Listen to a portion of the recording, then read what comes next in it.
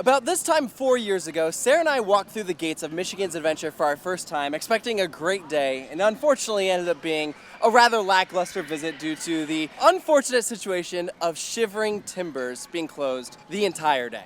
I think it was more than that though. Like, you know, usually we're pretty good at like taking a situation and spinning around and having fun anyway, but it just felt like everything we tried to do went wrong. And we've been wanting to come back here to give it another shot, but for one reason or another, we just haven't had time. And we finally like, okay, now's the time. We are gonna come back and ride Shivering Timbers, and I will say, we've already been watching it run. It's open. It is open. The joy on our faces as we're pulling up to the parking lot and we see the train going over the hill. Not just that, they're running 2 trains today. So like we've been spited by like some coasters in the past. I feel like Formula Rose is the one that people always think of. But this one was also like particularly bad because like the whole trip was planned around riding Shivering Timbers, right? Like it's not like a secret that they don't have like the most amazing coaster collection here. Like that was the thing that we really wanted to do.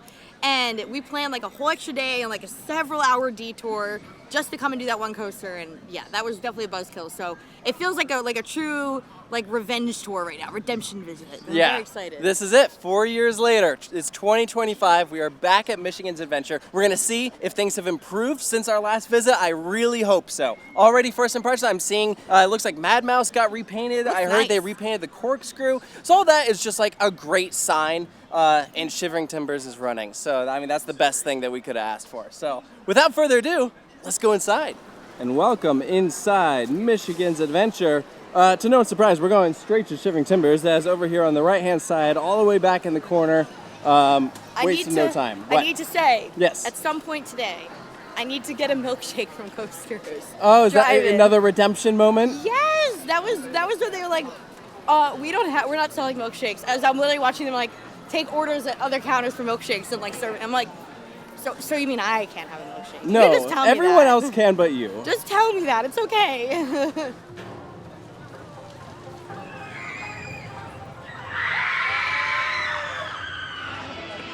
Wow. That is disappointment right there. Look, there's no sign saying it's closed.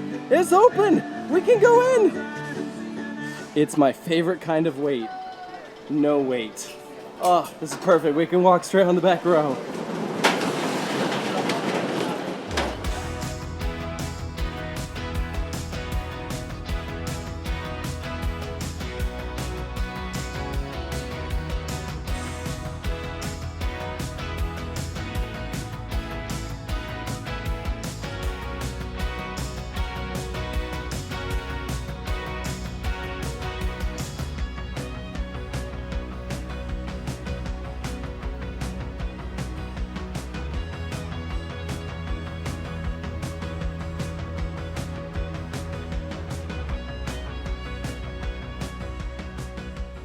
What you doing? Nothing. It's that Advil. Don't worry about it. Mission accomplished. We rode Shivering Timbers. Twice. 2 rides. We did the second and back row and the front row. I got a lot of thoughts. Yeah, so, okay. It was worth the wait. It was really fun. We were kind of comparing it, generally speaking, to like, if you were to take like the concept of a B&M Hyper and like make it wood, then that's what this is. It's about as close to a traditional hyper coaster as a wood coaster below 200 feet can be. Yeah, well, because it's literally camelback after camelback after camelback. Like, I don't even know, I lost count. There's a lot of them now. Yeah, so the first set of hills is all floater air, except for there's one hill that's kind of like a speed hill. That I would call ejector. And then you get to the return trip where there's like a double up and some low hills. A lot of that is like it's pretty close to being ejector air time. Yeah, I would say so. So for me, like specifically talking about like the hyper model, it reminded me a lot of like Mako's layout because it has like a lot of airtime hills, just like floater do. Obviously, I think the ones on Mako hit better. But I just mean like purely from a layout standpoint, that's what it reminds me of. And even like when you hit the turnaround and you like dive down, like that's how you get off of the mid-course on Mako. Like it's like the same idea, and then you do like the little helix over the lake, and that's how you end the ride here. I think the first set of hills, I would compare that most to Voyage in terms of how it feels, which is those huge camelbacks. Voyage does a return trip a bit different, where it's a bit more windy, twisty, turny. This is just pretty much just straight out, and then it has the helix at the very end. Now, what makes Shivering Timbers interesting is they've tested out some different track on here. So we have RMC's 208 track on, I think it's the second hill, the big hill. So it actually switches over from the wood to the steel seamlessly. Yeah. Now, I will say you notice it coming off of the 208 track because then you're approaching a valley, and so at that point you hit the wood and it's like, you know, you get some a bit of jackhammering in some spots, particularly where there's a lot of positive G-force. It is noticeable on this ride, that's for sure. Yeah, I would say I noticed it way worse in the back, which makes sense. We sat in the second to back, so a non-wheel seat, which was good. But when we were up front, I didn't notice it nearly as much, like significantly different. So if you are like sensitive to roughness, I would say try to towards the front. That made it a lot better. Yeah, front is smoother. I think I overall preferred the front than the back. Me too. But definitely gonna need more rides on it. And again, we walked right onto it. But that being said, we are seeing some storm clouds roll in, so just to be safe, we're gonna go do Wolverine Wildcat next, because speaking of new track, they put Titan track on it from GCI. If I'm not mistaken, there's also Gravity Group pre-cut track on there. So it's it's like a Franken coaster. little bit of everything, and that's all new since last time we were here. So let's go test that out. So we're already seeing some little integrations with like Six Flags culture into Cedar Fair and vice versa. Here's a little piece of Six Flags culture that's made its way to Cedar Fair parks. Fast Lane, presented by Takis. Has that always been there? I don't think so. I don't think so either. I don't remember seeing that. Yep, I was right. There is pre-cut track here. You can see the logo right there. Our friends there at the Gravity Group, they completely redid the lift hill, and hopefully some other parts of the actual ride course. I guess we'll find out. Wolverine Wildcat. Meow.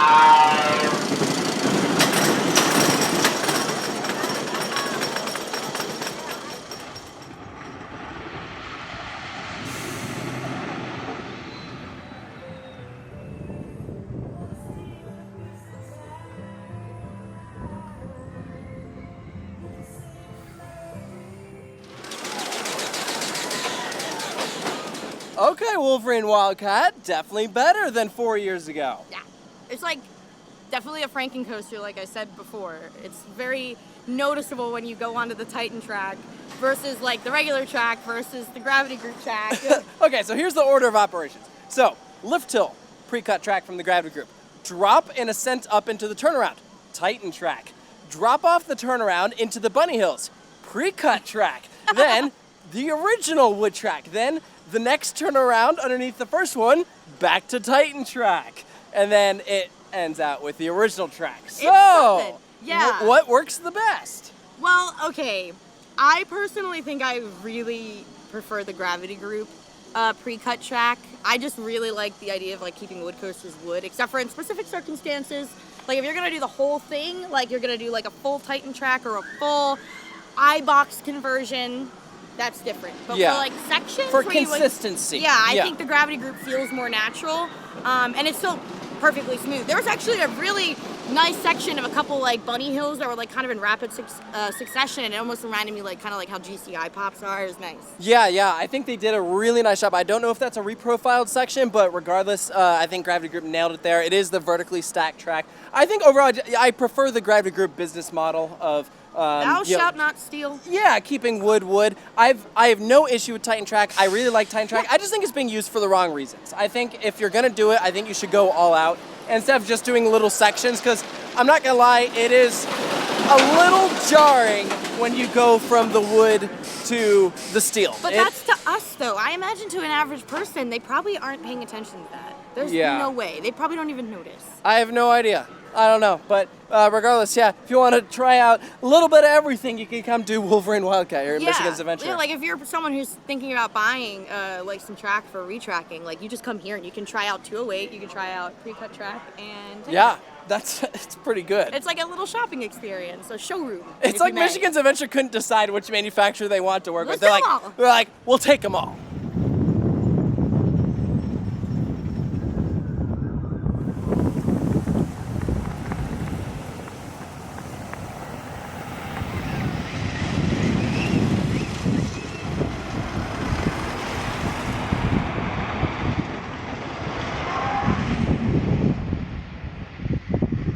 So it did end up raining a little bit, but it was only like a slight drizzle, so none of the rides actually went down. So we did another lap there on Shivering Timbers. You really wanted it to rain. Yeah, it's God. really humid. You tried your first wheel seat on Shivering Timbers. How did that go? It's not for me.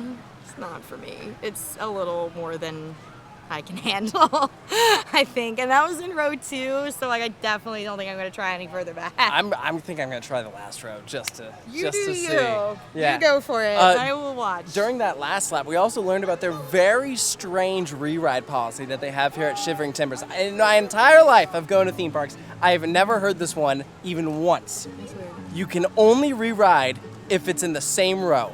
So there's no seat hopping allowed. Even if there's one empty seat, the only time it's okay is if it's in the same row. That's odd. I feel like you should like commit, like either like no re-rides or like you can re-ride. Not like you can re-ride, but if and only if. I don't know. That's odd. It's just I'm trying to figure out the reason for it, and I don't know. I have no clue. Why does Michigan's Adventure actually have like pretty good merchandise? Hello? Look at these designs. These are fun. It's actually nice. I know you don't really wear orange that much, No, but it's not bad. I like some of what they went for here. They're Shivering Timbers. If you fancy an SOC hoodie, you can get it. Well, you're spending too much time around our British friends. Can't help it. Hey, some of these look pretty good. Yeah, I wouldn't personally buy it, but like it looks nice. No, it has to be like when we went back to Little Ron and we got matching shirts. We've never once worn those. I have. All right. You know how people put stickers on their water bottle? These are not stickers. These are just printed. Like they can't come off. They're just there. Actually, looks pretty good. And they do have a Shivering Timbers Nano, which is kind of funny looking because it's just straight out and back. One of the major buzzkills from our last visit was we spent an hour and 45 minutes in line for the Wild Mouse right here because they're only running one vehicle at a time. Dude, that was not worth it for the credit. Just saying. So beware if you come out here to ride this thing. It's an Aero Wild Mouse. I'm looking over at the line.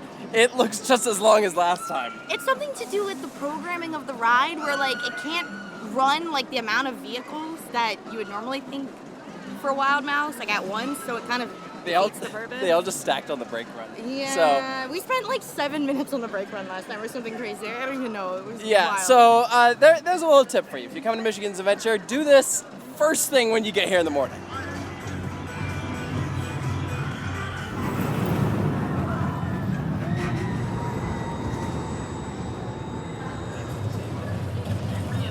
So while Sarah's off enjoying the rest of Michigan's Adventure, I'm over here getting some laps in on Shivering Timbers. 3 of them. I did row 2, because Sarah said it was particularly bad, so I wanted to see how it was. Also did the very back row, and then a second to back row. So I got a good feel for everything. I'm sitting down because, wow, that was quite the experience. So all right, so here's what I noticed. Big thing. I think row 2 might be the most unpleasant place to experience Shivering Timbers. The back row certainly had its moments, but I would argue that in row 2 you have all the same moments that you get in the back, but plus some from the trip out. I think the worst parts are definitely on the return trip, but the trip out definitely has some valleys that are not great. So first, some pros. The bottom of the first drop and the first drop I think is awesome. I think, even though the first drop is kind of like a ramp, it really does pull you over. So that was like pretty surprising. It feels like they retracked even the bottom of the first drop with just like regular wood, and that was nice. Right before you hit the 208, everything. The moments with the 208 are great, super smooth. After that, you hit some valleys of the big camelbacks that are definitely noticeable. The side-to-side bashing on the turnaround is not great. Here's the thing, is there's only like 2 moments on this ride where you actually get laterals. It's that and the Helix. The Helix is great, super smooth. Even when you ride on a wheel seat, the Helix is completely smooth. But that turnaround, man, they need to retrack that next. Like, that has got some serious, like, do.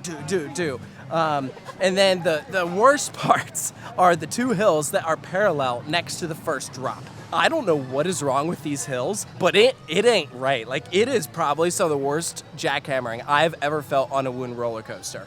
And you feel it whether you're in a wheel seat or not, but when you are on a wheel seat, it is so unpleasant. I audibly, like, gasped, and, like, I was just like, I couldn't believe it, that it was that rough. So I am not surprised that they put 208 track on this thing, because I imagine that they are probably looking for somewhat of a long-term solution for Shivering Timbers, because like obviously never ridden it before up until today. But if this is how it's running in 2025, I wonder how it's been running the past several years. Like, if this is more rough than it normally is, or if this is maybe not so bad. Maybe it's been more rough in the past. And so, if so, then maybe that 208 track really helped it out from some parts that maybe were just as bad as some of these areas that I just touched on. But yeah, I think at least the turnaround and then those hills on the return trip, those have to be next if you're going to continue running this ride. Like, it is crazy how jarring they are. Our next redemption, we did not have a positive experience at Coaster's Drive-In last time we were here, and things are already better. They have Cedar Fairified this place. Like, now it's set up like all of the other classic restaurants. Before, we had to like order at like a kiosk right here, right? I love how they say it's being Cedar Fairified as if it wasn't already Cedar Fair. Yeah, but I mean, like, you know, the restaurants are getting right. good upgrades. But real talk, will I get a milkshake? I'm going to say yes, because look, they're already sitting out. They are ready to go. Redemption.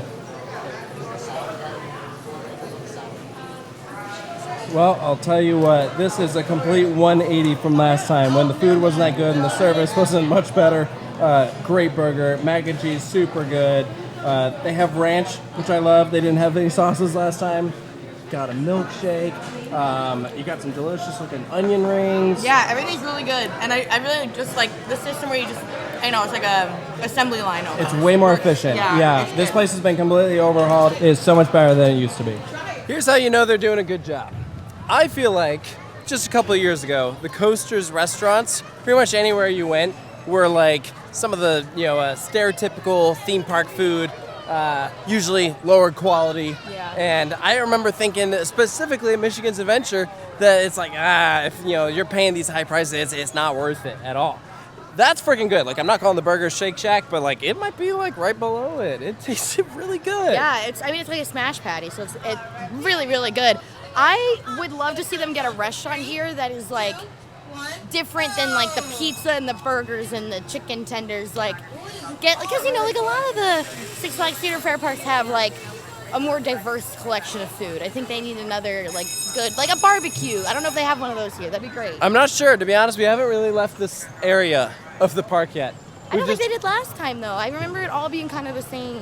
Yeah, I don't even think we're gonna end up walking down towards Thunderhawk. It is not currently open today, and I don't think it's gonna be open for at least a little bit.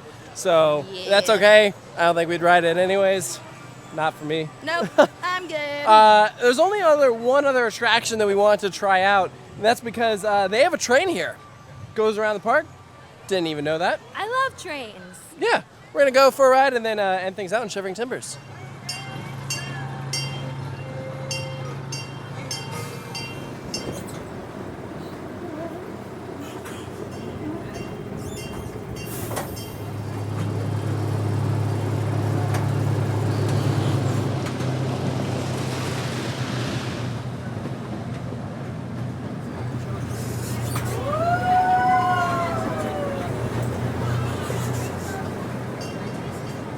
That's a cute little train ride there. Yeah, I actually think it's cool because like one of our complaints before was and remains is that the park doesn't like connect all the way around. Like it like dead ends and you have to like backtrack.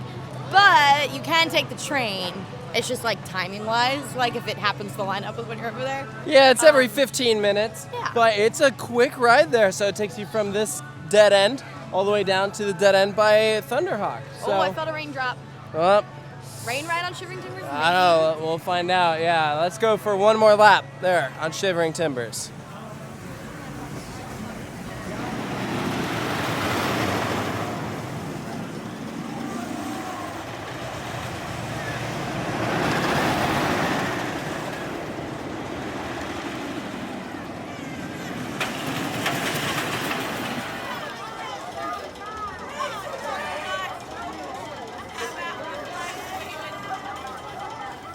Ended up not getting a rain ride. The rain actually stopped right before we dispatched. But still we were able to make the most of it, sitting there towards the back. going for that non-wheel seat because that is the better experience, but don't kid yourself, it's still rough.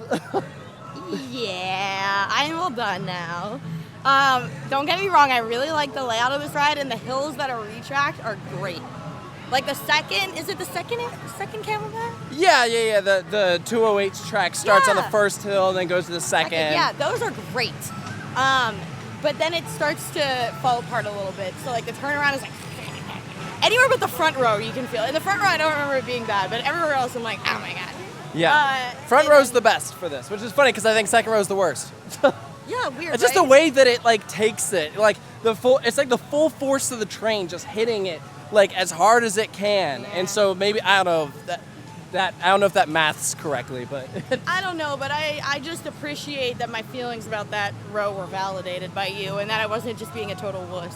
no. Here's the thing, I rode alone that time, and all of the public around me, when we hit the brake run, were like saying things like "ow" or Yeah. "that hurt," and like I don't want to do that again. Like this is not just us as enthusiasts being critical. Like this is actually affecting the general public of people here who would maybe go ride again if it weren't running like that. The Yeah. layout is there, the forces are there. Totally. But it does not run the way it should. Yeah, just retrack that whole thing, man, at this point. Because, like, that's like, it's a really awesome coaster, right? Like, it's visually awesome, especially when you're driving up to the park. Like, it's a really great headliner for this place. I just, like, they need to dump a lot of time and money into it to make it a little more bearable. Because there's literally, I think we determined it's, like, one of the hills on the return trip that's, like, adjacent to, it's, like, right next to the First drop. And it literally feels like a car crash. Like, it's bad. It is really bad. back Imagine this ride, but it feels like Ghost Rider. Amazing. Amazing. Amazing. GCI, where you at? Yeah, like I feel like it's just so so close. Yeah. Yeah, it is on the hinges, on the cuffs That being of being said- amazing. That being said, I would like for it to stay wood, though. Like, again, I like Titan track, but I would rather this have, like, pre-cut track or something. Yeah, or keep GCI uses this Brazilian wood called Ipe. Yeah. And that's what's on Thunderhead and Mystic Timbers. And that's and great. I think Ghost Rider as well, and that's why they feel amazing, right? Yeah, and I think, like, you know, clearly they aren't. I don't foresee them getting a new coaster to this park, like, maybe ever. Maybe relocations from some of the parks that they get rid of in the giant portfolio, but, like, if you're not gonna add new stuff, like, take care of what you got. And, like, this is a gem, and I would love to see them make it even better. Instead, Cedar Fair's gonna be like, nah, we're closing the park. No! No, I didn't. I had a better time this time. Granted, we didn't do nearly as much, but, like, I have a greater appreciation for it now. No, Because I feel agree. like that rounds it out, having that No, experience. this was a better visit, which is funny because we didn't do nearly as much as we did last time. But I think it's okay. You know, it's still not the prettiest park, that's for sure. But I tell you what, The lake is gorgeous. The lake is nice. The lake is nice. It does deserve a lot of TLC, but you know what? Like, baby steps. There's little things they're doing. So look, I will appreciate it where it is. I will always shout out when I notice something that they're doing well. Absolutely. Like, keep it up, you know? Absolutely. So we're leaving Michigan's Adventure after just a couple hours in the park. And yeah, I'm definitely glad we came back, to say the least. I mean, Shivering Timbers was the biggest roller coaster in America that I had not experienced. And so, like, it was just that one thing. It was, like, always there. Like, you had to go do it. But this park's a little out of the way, so it's going to be a trip, you know? It's going to require time. Yeah, well, luckily, Orlando Airport is awesome, and it flies literally everywhere. So we got a flight on Frontier, like, directly to Grand Rapids, which was great. Yeah, very, very affordable. So that made this a very quick trip, and yeah, it was still worth it. Despite our feelings on how Shivering Timbers could be running better, absolutely still glad that we got to experience it. Oh, yeah, no, it's still a great ride. I really, like I said, I really, really hope they maintain it so it lasts for a long time. Because I think it opened in, like, 98, is that correct? It's been around for a minute. And here's the thing with wood coasters, is they're always changing, right? So, like, our experience today could change in how it is running in a couple weeks even, or true. next year. It could have been different last year. Like, that's Yeah. just kind of the reality. Well, I imagine they do some retracking, like, every off-season, probably. I feel like that's pretty typical. But I feel like they need to do, like, a big retracking project on it. Yeah, absolutely. I'd love to see it get the attention it deserves. So there you go, guys. Those are just our thoughts on Shivering Timbers and Michigan's Adventure. Let us know down in the comments below what you think of them, and make sure to stay tuned for more here at Coaster Studios. We'll see you next time.